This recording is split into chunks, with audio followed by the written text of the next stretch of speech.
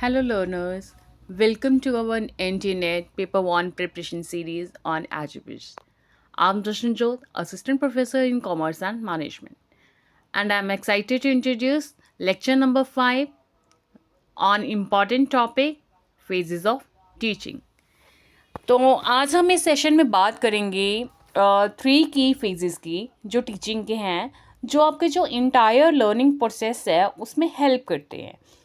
तो मेनली अगर हम बात करें इन नेट शेल, जो मेन 3 फेजेस हैं उसमें से फर्स्ट वन कौन सा होता है? प्री एक्टिव फेज होता है, जहाँ पे हम बात करते हैं लेसन प्लानिंग की एंड स्ट्रेटेजी फॉर्मुलेशन की।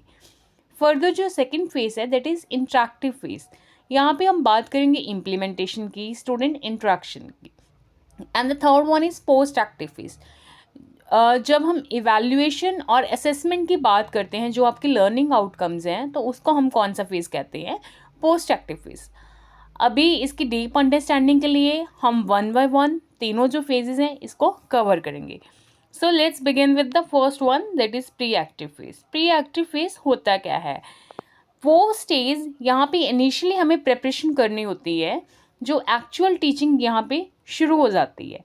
ठीक है, मान लो मैंने आपको टीचिंग एप्टीट्यूड पढ़ाना था। ठीक है, हमने ये सीरीज शुरू करी है एनटी नेट की, और उसमें से पहला मॉड्यूल उठाया टीचिंग एप्टीट्यूड। तो उसके लिए मैंने पहले तो एक मेरा ऑब्जेक्टिव था कि मुझे एनटी नेट पेपर 1 की प्रिपरेशन सीरीज शुरू करनी है, उसमें से मुझे 1 बाय 1 मॉड्यूल उठाने हैं। तो मेरा ऑब्जेक्टिव क्या था? पहला मॉड्यूल कौन सा उठाना है? टीचिंग एप्टीट्यूड उठाना है। तो यहीं से मेरी प्री एक्टिव फेज जो प्लानिंग स्टेज थी यहीं से शुरू होगी। फिर उसमें से कौन सा टॉपिक कराना है? तो एज़ पर द सिलेबस मैंने पहला ही जो टॉपिक उठाया वो टीचिंग मेथड्स उठाए, फिर मॉडल्स कवर करे, फिर इफेक्टिव टीचिंग करी हमने, फिर मैगजीन्स करा। ठीक है, मतलब ऐसे वन बाय वन हम चलते गए। वो कैसे हुआ? ये सब कैसे हुआ? प्लानिंग के थ्रू हमने प्लानिंग करी तभी कर पाई। ठीक है, तो अभी हम बात करते हैं। तो teacher plans the lesson, set objectives and organises instructional strategies. तो इससे हम क्या कहते हैं? Pre active phase. तो फर्स्ट ऑफ ऑल हम क्या करेंगे? ऑब्जेक्टिव डिफाइन करेंगे कि हमें क्या क्या करना है और हमारे क्या क्या गोल्स हैं। तो based on the curriculum what students need, हम वो गोल क्या है सेट कर लेते हैं। सेकेंडली हम क्या करते हैं? कंटेंट सिलेक्शन करते हैं, चूज़ करते हैं appropriate topics, examples and material, जिससे बच्चों की इजीली समझ आ जाए हमारा क्या स्ट्रेटेजी रहेगी इसकी तरफ। ठीक है, फिर हम लेसन प्लान करते हैं, स्ट्रक्चर करते हैं लेसन को लॉजिकली, लाइक इंट्रोडक्शन डालते हैं, एक्सप्लेनेशन डालते हैं, कंक्लूजन डालते हैं। ठीक है, फर्दर हम बात करते हैं चूजिंग टीचिंग मेथड्स कि कौन से मेथड यूज़ करेंगे कि थोड़े इनोवेटिव वे हो, बच्चों को समझ आ जाए। तो हम डिसाइड करते हैं lecture method, discussion method, demonstration way. ठीक है, these are the different methods. Further हम बात करते हैं preparing teaching aids, like gathering visual aids. इन चीज़ों से बच्चों को क्लैरिटी भी ज़्यादा आती है। सेकेंडली उनको चीज़ें ईजिली समझ आ जाती हैं और लॉन्ग टर्म याद रहते हैं, क्योंकि जो हम विजुअली देख लेते हैं ना, वो अगर हमें याद करने की ज़रूरत नहीं पड़ती, अपने आप चीज़ें हमें रिकॉल होने लग जाती हैं, क्योंकि लॉन्ग टर्म इम्पैक्ट छोड़ के जाते हैं जो विजुअल एड्स होते हैं। ठीक है, डिजिटल टूल्स और practical resources, hands on practices करते हैं। तो ये सारे डिफरेंट डिफरेंट टीचिंग एड्स हैं। तो वो सारी हमने प्लानिंग कर ली कि कैसे हमने पढ़ाना है, क्या ऑब्जेक्टिव है, क्या हमारी कंटेंट सिलेक्शन है, कौन सा लेसन है, कौन से टीचिंग मेथड हम यूज़ करेंगे, और कैसे कैसे हम बच्चों को पढ़ाएंगे, कौन से टीचिंग एड्स प्रिपेयर करे हैं हमने उनको पढ़ाने के लिए। क्लियर? तो लाइक हम एग्जांपल लेते हैं कॉमर्स की। कॉमर्स टीचर है, उसने बच्चों को लेसन देना है on balance sheet.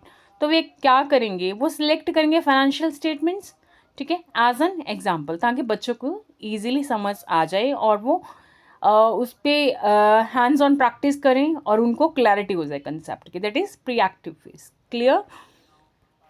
Moving towards the next, that is the second phase, interactive phase. Interactive phase होता क्या है? इंटरेक्टिव फेज में हम बात करते हैं जो हमारे लेसन प्लान्स हमने पहले फेज में बनाए थे, स्ट्रेटेजी फॉर्मुलेट करी थी, उनको इम्प्लीमेंट करना, और कैसे हम स्टूडेंट्स के साथ इंट्रैक्शन कर रहे हैं उन चीज़ों को लेके। ठीक है, तो यहाँ पे हम इंश्योर करते हैं एक्टिव लर्निंग को। तो this is the actual classroom teaching where the teacher delivers the lesson, engages students and ensure active learning. तो पहले हम यहाँ पे बात करेंगे, लेसन की इंट्रोडक्शन देंगे, क्रिएट करेंगे इंटरेस्ट बच्चों का, ताकि क्लास में उनको नींद ना आए, इंटरेस्ट क्रिएट हो और उनको मज़ा भी आए पढ़ने में। ठीक है, कि क्वेश्चंस रेज करें, स्टोरी बताएं, कुछ रियल वर्ड कनेक्शंस बताएं। तो इन सारी चीज़ों से वो क्या फीस एग्जीक्यूशन जो हमारी प्रॉपर कर सकें, ताकि बच्चों को आपस में जो कंसेप्ट के साथ है थोड़ा फेमिलियर फील हो। ठीक है, फिर हम बात करेंगे प्रेजेंटेशन एंड एक्सप्लेनेशन की। एग्जाम्पल यूज़ करेंगे, visuals and logical flow use करेंगे to teach the different concept. Further हम बात करेंगे इंट्रैक्शन एंड एंगेजमेंट की। इनकरेज करेंगे क्वेश्चन को, डिस्कशंस को, प्रॉब्लम सॉल्विंग को, ताकि बच्चे इंगेज रहे लेक्चर पे।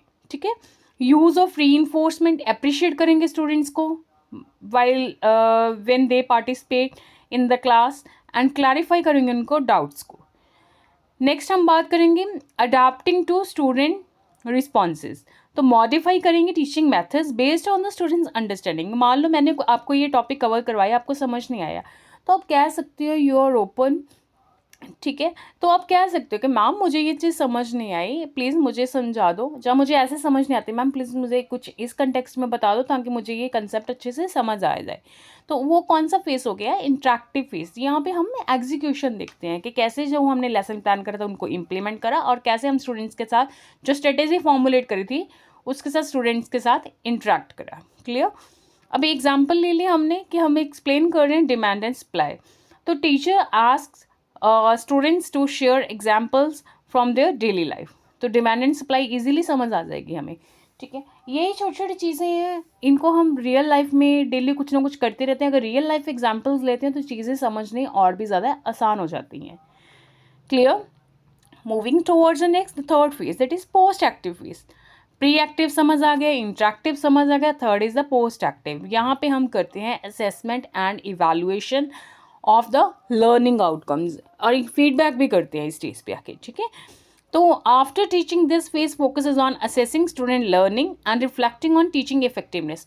मतलब अभी तक मैंने जो पढ़ाया बच्चों को क्या समझ आया, और मुझे क्या एक्स्ट्रा एफर्ट करने चाहिए कि जो मेरी टीचिंग और इफेक्टिव हो सके। ठीक है, ताकि मैं आपको इफ़ेक्टिव और एफिशिएंटली जो है चीज़ों को समझा पाऊँ। ठीक है, फर्स्टली हम बात करते हैं असेसिंग स्टूडेंट लर्निंग। लाइक मैंने कोई टेस्ट ले लिया, क्विजेज ले लिए, असाइनमेंट्स दे दी to evaluate the understanding. Then providing feedback, giving constructive feedback to help students improve. ठीक है, self evaluation by teacher, reflecting on what went well and areas for improvement, वो भी देखना। ठीक है, देन रेमेडियल टीचिंग। आजकल तो ये वैसे भी बहुत इंपॉर्टेंट हो गया है कई जगह पे, लाइक हमारे इसके यूजीसी नॉर्म्स में भी आ गया है, नैक के भी जो क्राइटेरिया में आ चुका है। रेमेडियल क्लासेस को काफ़ी ज़्यादा इंपॉर्टेंस दी जा रही है। Like if students feel like if students performance is down, and then remedial classes are promoted by the colleges, universities, to facilitate them. ठीक है, so the remedial teaching is one of the best way to identify the weak areas and reteaching if necessary, like extra classes वगैरह ले लेते हैं। Clear. Like यहाँ पे example लेते हैं, एक लेसन है on marketing strategies. The teacher gives a quiz and provides feedback on common mistakes. तो ऐसे छोटी छोटी चीज़ें होती हैं, इनको हम रिकनेक्ट कर लेते हैं तो ईजिली याद हो जाती हैं। अभी बात करेंगे नेट के एग्ज़ाम के परस्पेक्टिव से। तो इस टॉपिक से बहुत बार जो क्वेश्चंस हैं हमारे नेट के एग्ज़ाम में पूछा जाता है। ठीक है, तो इसको ध्यान से कवर करना है। 3 सीरीज होती हैं mainly, pre active, interactive and post active. Clear. That's all for today. Thank you, and don't forget to like, share and subscribe to Algebris for more expert guidance on NT Net Paper 1.